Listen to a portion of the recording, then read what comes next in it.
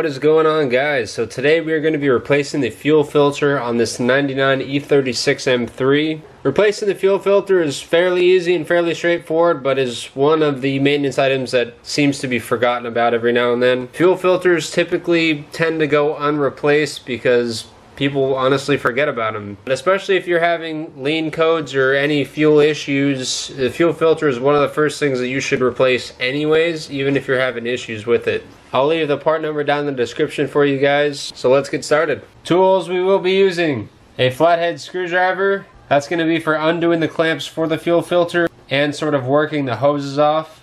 An 8mm socket and driver. So the fuel filter cover hardware is 8mm. You could alternatively use a box end wrench.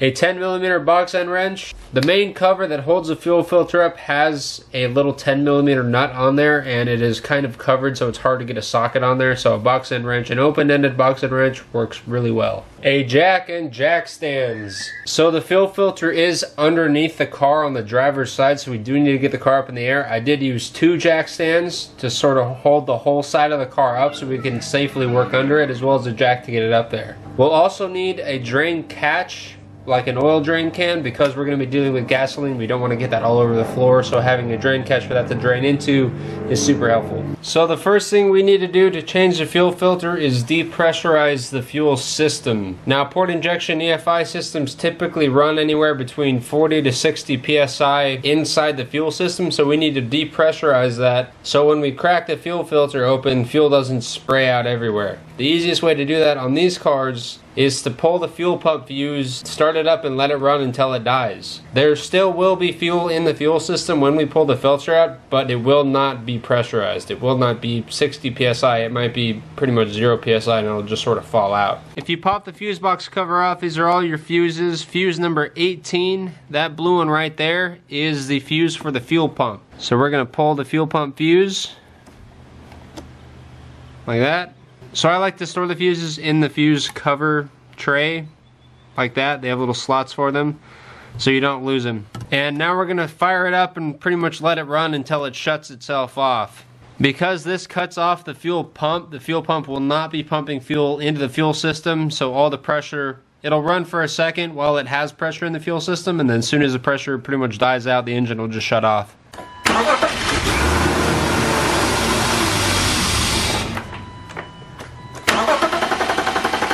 Alright, so now we're ready to start pulling the fuel filter out. So the fuel filter is pretty much right underneath the driver's seat on the driver's side of the car. So we're going to jack up the entire driver's side. I like to put the whole thing on jack stands just to give myself enough room to work. So we got to jack up the car. Alright, so now with the car up in the air, we can climb under the driver's side. So pretty much the driver's seat is straight above us. This is the frame rail underneath the car. The transmission and exhaust system are all on that side. This is the old fuel filter right here, and here's a little cover for it. So we're going to need to take this cover off. And all of the hardware for this is 8mm. So there's one guy right there. There's one guy right there. These guys can be a little tricky. If you push up on the ratchet while you're spinning on it, it'll usually unthread them. There's 2. There's another one down here. And then the last one is at the front of the cover, pretty much right there. So this is the front of the cover going that way. He's right there, and he's that same weird kind of style. Once you get all 4, the cover is going to come down. You're going to have to get it off of the stud on the one back there. Good enough. So now we can access our fuel filter. So this guy has a little clamp right there, and then another clamp up here that we need to undo. And then there's a little 10mm nut right there that's kind of a little bit of a pain to get to.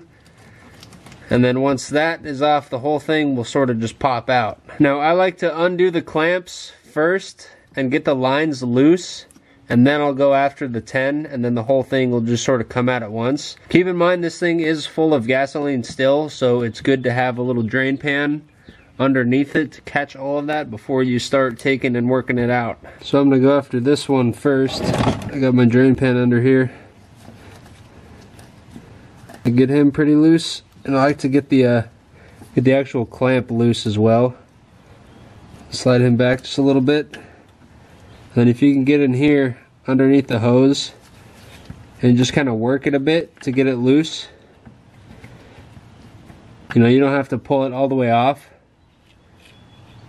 But if you can just get it to where it's kind of moved, especially if this thing hasn't moved in a very long time like this one. This is an original fuel filter, so it hasn't moved in pretty much 20 years. So if you can just work the rubber a little bit to get it to move, that'll make it a lot easier for it to come out. Now we're gonna go after this guy. Get this whole clamp loose. And I'm just gonna work the hose a little bit. Alright, so now we're gonna go after the 10mm right there. It is a little 10mm nut, and he likes to hide behind some of these electrical harnesses. So if you use an open-end box end wrench, that's pretty much the only way you're gonna be able to get at him.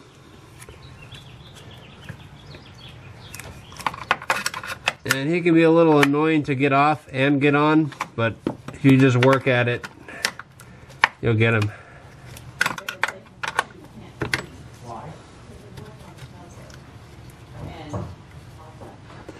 Alright, so the nut's off.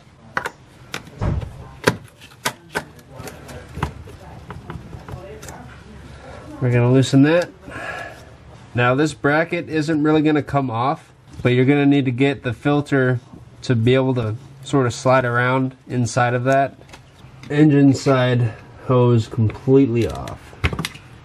So when I pop these hoses, gasoline is going to come out, so I would advise you do wear gloves so you don't get it all over your hands. And have your drain can ready, or your drain catch ready. So I like to pull on the hose and kind of work it with a flathead at the same time. I found that that'll sort of get it off the easiest.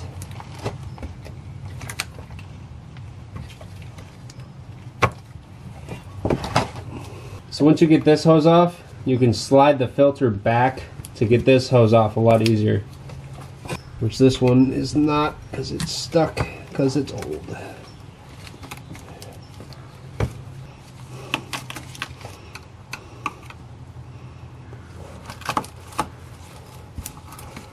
There we go. I'm going to push the filter away and work the hose off at the same time. Just sort of gently work it.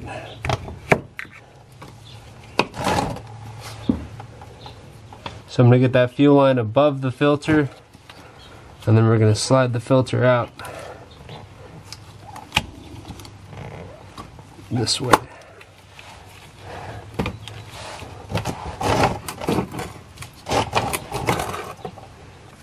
So the new filter is pretty much going to go in the way the old one came out, pretty much just in reverse order. One thing to note is the new filters do have an arrow on them. They do go in a certain direction, so the arrows, like that one, is going to go to the front, pretty much towards the engine. So the filter is going to sit like that in the car.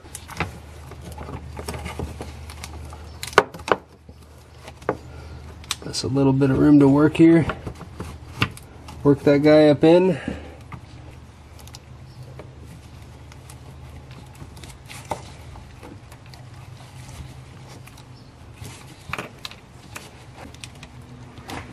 Slide that one on. I like to make sure that he's fully on before I tighten that down. And I'm also going to get our other side on first before we tighten that down as well.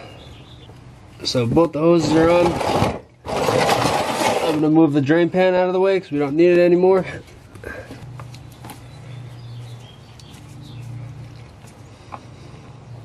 Now I'm going to go after our backside one here. Make sure that's on all the way. Alright. These clamps are a lot easier to tighten down if you hold it in place. Alright, once your hoses are on, then we're going to go ahead and get this little bracket on.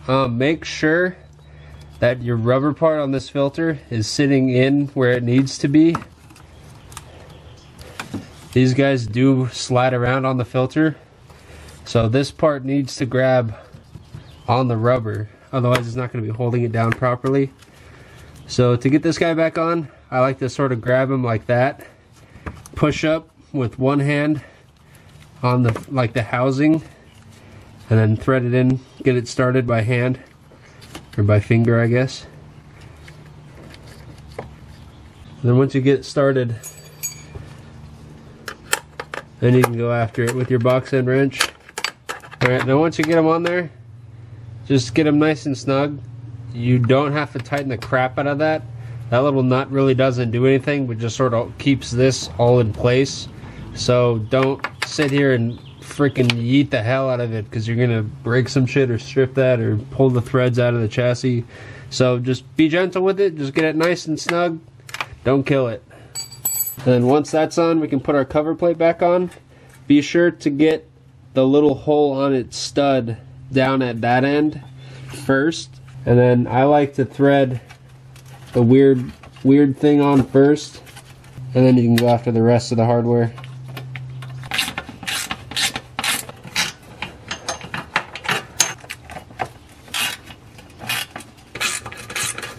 Once our cover's back on, we can reinstall our fuel pump fuse. Fuse number 18. It's that blue guy right there. And then we're going to want to prime the fuel system before we start it. So go to key on 2. So I'll usually just cycle the key for a little bit. So that way the fuel pump will start going and it'll get fuel pressure back. And after priming it for a little bit, we can just start it. Alright, our fuel filter is replaced. Thank you guys so much for watching. Keep it fresh, and I'll see you guys later.